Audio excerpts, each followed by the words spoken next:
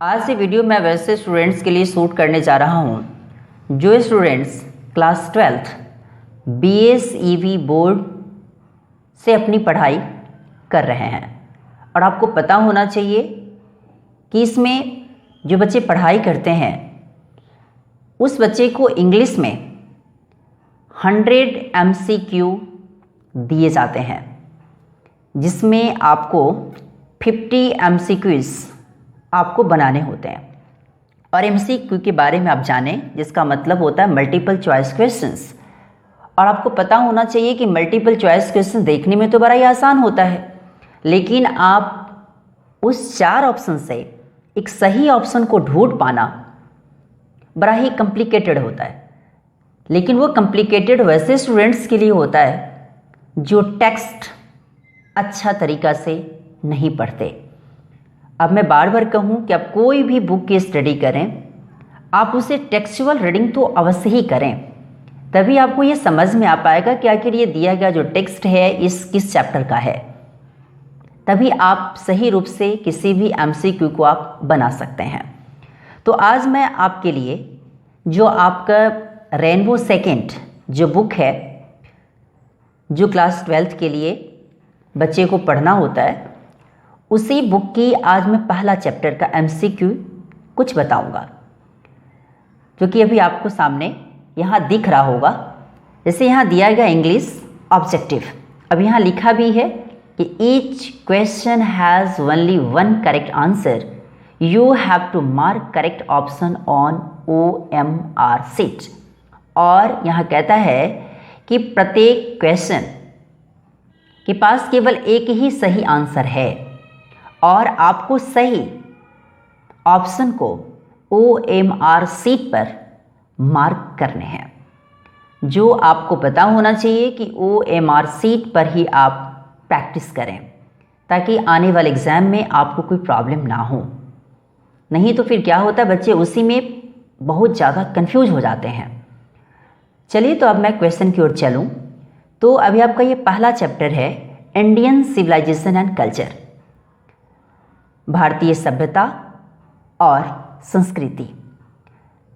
इस चैप्टर को किसने लिखा है?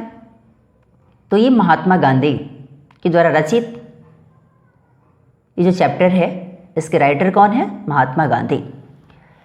जब मैं अगर बात करूं तो आपको पता होना चाहिए कि इनका जन्म 1869 को हुआ और 1948 में इनका डेथ हो गया। अब मैं बात करूं कि इस क्वेश्चन के बारे में, जो फर्स्ट ऑफ ऑल जो क्वेश्चन आपका यहाँ दिया गया है, कहता है कि the Gujarati equivalent for civilisation means. आप जो स्टडी किए होंगे तो आपको पता होगा कि यहाँ कहने का मतलब क्या है कि ये जो द गुजराती इक्विवेलेंट, उसकी बराबर का मतलब सिविलाइजेशन के तौर पे क्या है। तो the Gujarati equivalent for civilisation means, इसका क्या मतलब? इसका मतलब जब आप अगर स्टडी किए होंगे तो आपको पता होगा कि इसका मतलब किससे है। तो इसका मतलब है जो कि आप इस चैप्टर के पैराग्राफ 3rd, तीसरे नंबर के पैराग्राफ में सबसे लास्ट लाइन में आप इस टेक्स्ट को देखे होंगे। तो इसमें पूरा क्लियर रूप से लिखा है गुड कंडक्ट, इसलिए सही ऑप्शन के तौर पे आप इसे क्या माने, गुड कंडक्ट को आप सही ऑप्शन के तौर पे आप लिखें। यही आपका सही आंसर होगा, इसलिए गुड कंडक्ट में आप क्या लगाएं? टिक दी करेक्ट सिंबल के रूप में मार्क लगाएं। अब मैं क्वेश्चन नंबर 2 पे चलूँ। चलिए, क्वेश्चन नंबर 2 पे चलूँ तो आप देखेंगे कि civilisation is that mode of conduct which points out to man the path of duty is from. कहता है कि सभ्यता वो क्या है? तो एक ऐसा मोड ऑफ कंडक्ट है जो कि हमें या किसी भी व्यक्ति को कर्तव्य की रास्ते की ओर पॉइंट आउट करता है। ड्यूटी मतलब कर्तव्य। आखिर ये जो लाइन्स है, ये लाइन किससे लिया गया है? तो is from Indian civilisation and culture. ये किससे लिया गया है? तो इंडियन सिविलाइजेशन एंड कल्चर से लिया गया है। अब मैं बात करूं क्वेश्चन नंबर 3rd की, dash were rulers of Egypt. आपको पता होना चाहिए कि ये कहता है कि dash were rulers of Egypt, Egypt के रूलर कौन थे। उसकी जब मैं अगर बात करूं तो इजिप्ट के रूलर कौन थे? तो ये कौन से? फेरन्स थे। क्या थे? फेरन्स। यहाँ जो अभी आप देख रहे हैं इसका ये PHARAOHS है। ये एन आप ना समझें, इसे एच समझें। क्लियर? ये क्या है? तो ये फेरन्स है जो कि रूलर्स ऑफ एंशिएंट इजिप्ट भी थे। क्लियर? अब जब मैं बात करूं तो इसके सही ऑप्शन के तौर पे आप क्या लगाएं? डी।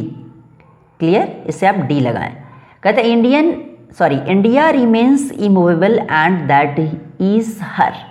क्या है? तो आपको पता होना चाहिए कि इंडिया क्या है? तो इमूवेबल, रिमेन्स है, बचता है, एंड दैट इज हर। अब मैं बात करूं तो इसके तौर पे आप देखें तो इसका मतलब क्या? यहाँ ग्लोरी से है। आप इसके टेक्स्ट जब पढ़े होंगे तो आपको पता होगा जो ये टेक्स्ट, जो इस चैप्टर का पैराग्राफ नंबर 2 का ही ये लाइन्स है कि India remains immovable and that is her glory. अभी तक इसका जो ग्लोरी है, जो इसका अपना जो शान है, अभी तक ही बचा हुआ है।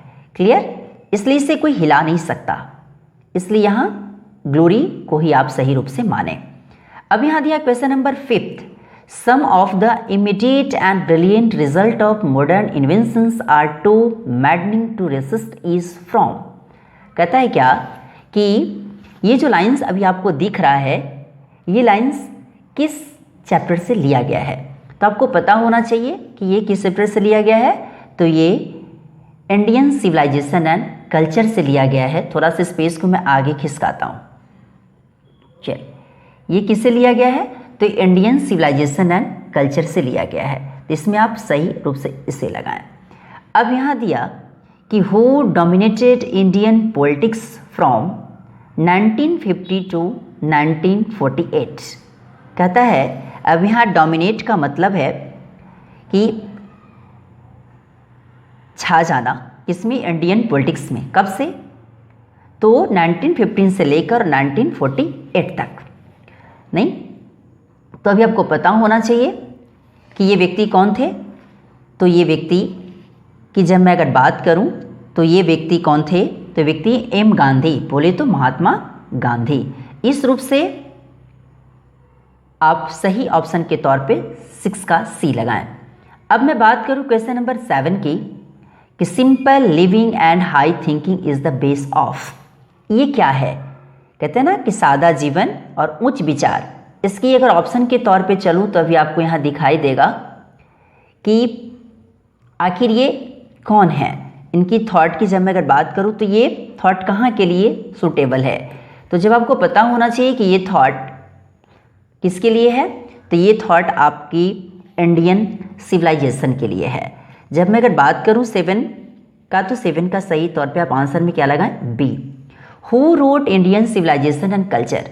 इंडियन सिविलाइजेशन एंड कल्चर को किसने लिखा है या कौन लिखा? तो आपको पता होना चाहिए कि अभी कुछ देर पहले ही मैं बताया और यहाँ पे लिखा भी है कि महात्मा गांधी। इस रूप में सही तौर पे से महात्मा गांधी लगाएं। Dash prefers spiritualism to materialism.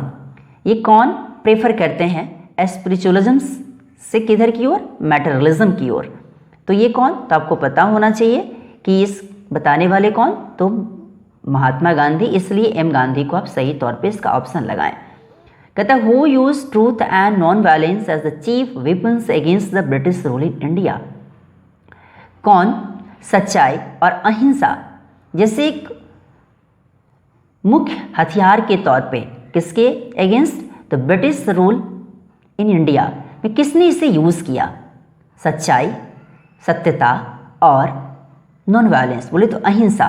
और इसी के सहारे उन्हें ब्रिटिश रूल के अगेंस्ट एक चीफ वेपन्स के तौर पे उसने लड़ा। कौन व्यक्ति थे वो?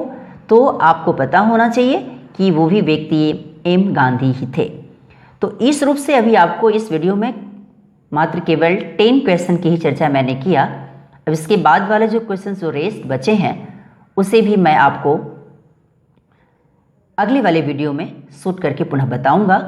और ये वीडियो आपको कैसा लगा इसके बारे में लाइक, सब्सक्राइब एंड कमेंट करना न भूलें। इसे शेयर भी करें ताकि ज़्यादा से ज़्यादा बच्चे इसे देखकर खुद सीख सके। Thanks a lot.